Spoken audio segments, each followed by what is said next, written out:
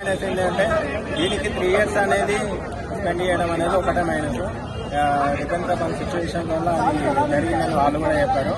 But ఈ పొంగల్కి మాత్రం regular commercial stories ఎవరైతే ఇష్టపడతారో ఆడియన్స్ మాత్రం మంచి స్టఫ్ లాంటి మూవీ. కామన్ అనేది మాత్రం యావరేజ్ మూవీ.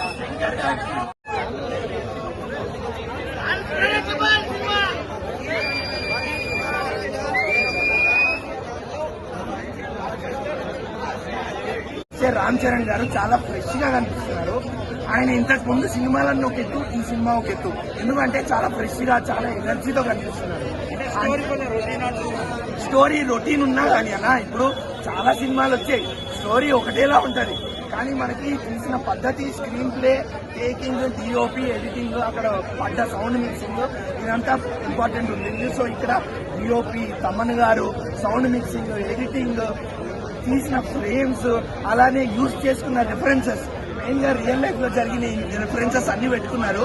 ఏపీ ఎలక్షన్స్ గురించి మాట్లాడుతున్నాం, అన్ని రెఫరెన్సెస్ ఉన్నాయి.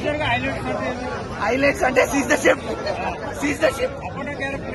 అప్పన్న క్యారెక్టర్ కి ఎంతైతే హైప్ ఇచ్చారో రామ్ చరణ్ గారు న్యాయం చేశారు ఆ క్యారెక్టర్ కి. Through out the movie Appanna గారి క్యారెక్టర్ లో అంటే ఒక అమాయకత్వంతో నత్తి, సో అది నమ్మిన వాళ్ళే మోసం చేయడం, అదంతా కూడా క్యారెక్టర్ లో మనం చూస్తాము. అండ్ రామ్ చరణ్ గారు లివ్ ద క్యారెక్టర్.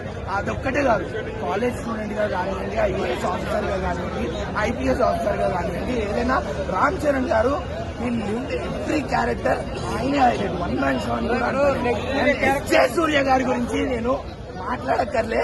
విజయ్ సూర్య గారు స్టోల్ ద స్క్రీన్. అసలు వీళ్ళిద్దరికి ఏదైతే ఫేస్ ఆఫ్స్ ఉంటాయో వాళ్ళిద్దరికి మధ్య ఉన్న కెమిస్ట్రీ కూడా చాలా బాగుండింది. మనకి ఈ మధ్యలో వచ్చిన నాని మూవీలో ఎంతైతే మనం విజయ్ సూర్య గారిని ప్రేమించామో, ఆదరించామో, ఫుల్ కమర్షియల్, అందరూ ఎంజాయ్ చేస్తారు. మెసేజ్ ఓరియంటెడ్ ఉంటుంది.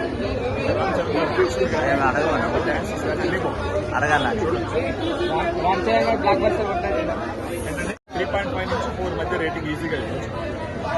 Good movie, message oriented. దీంట్లో ఏంటంటే మామూలుగా మనకు ట్రెడిషనల్ గా చూసినారంటే అప్లికేషన్స్ పెట్టుకుంటాం గవర్నమెంట్కి ఏదైనా సమస్యలు. అలా కాకుండా గవర్నమెంటే జనాల దగ్గరికి వెళ్ళి ఎలా ప్రాబ్లమ్స్ సాల్వ్ చేయాలనే మెసేజ్ ఇవ్వడం జరిగింది. చాలా బాగుంది.